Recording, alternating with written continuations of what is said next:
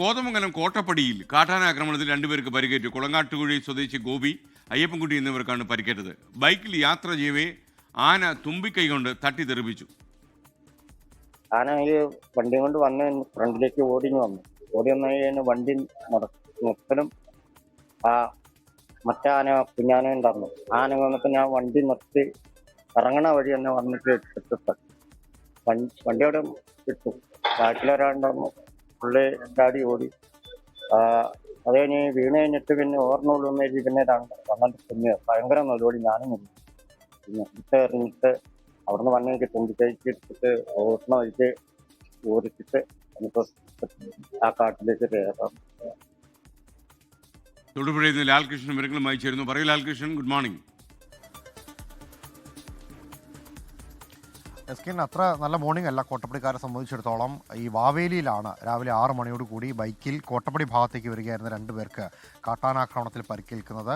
പെട്ടെന്ന് റോഡിലേക്ക് ആ വനമേഖലയിൽ നിന്ന് പെട്ടെന്ന് റോഡിലേക്ക് ഇറങ്ങിയ കാട്ടാന തുമ്പിക്കൈ കൊണ്ട് ഗോപിയെ അടിച്ച് താഴേക്കിടുകയായിരുന്നു. ഗോപിയുടെ തൊട്ട് പിന്നിൽ അതേ ബൈക്കിൽ തന്നെയാണ് അയ്യപ്പൻകുട്ടിയും യാത്ര ചെയ്തത്.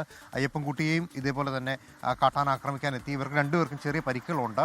ഈ അടിച്ചിട്ട ശേഷം കാട്ടാന അവിടെ നിന്ന് ചിഹ്നം വിളിക്കാൻ തുടങ്ങി. കാട്ടാന റോട്ടിൽ നിന്ന് ചിഹ്നം വിളിക്കുന്നത് കണ്ട് ആ സമീപത്തുകൂടി ബൈക്കിൽ വന്ന ആളുകൾ പിന്നീട് പേടിച്ച് തിരിച്ചു പോവുകയാണ് ഉണ്ടായത്.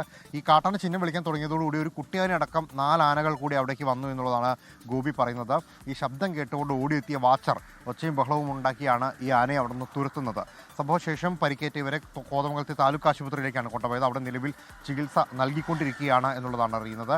കോട്ടപ്പടി മേഖലയിൽ കാട്ടാന എത്തി വീട് തകർക്കുന്നത്, കിണറ്റിൽ ചാടുന്നത്, കൃഷി നശിപ്പിക്കുന്നത്, വേലി തകർക്കുന്നത്, അങ്ങനെയുള്ള പ്രശ്നങ്ങളെല്ലാം നിരന്തരമായിട്ട് ഉണ്ടായിക്കൊണ്ടിരിക്കുന്ന ഒരു പ്രദേശമാണ്.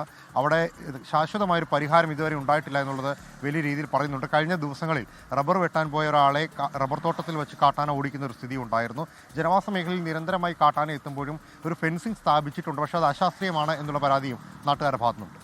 ലോകത്തെവിടെയായാലും ഏത് സമയത്തും 24 വാർത്തകളും ഓഗ്മെന്റഡ് റിയാലിറ്റി പാക്കേജുകളും എക്സ്പ്ലെയിനറുകളും വിശദമായി കാണാൻ ഞങ്ങളുടെ യൂട്യൂബ് ചാനൽ നിങ്ങൾക്ക് സബ്സ്ക്രൈബ് ചെയ്യാം.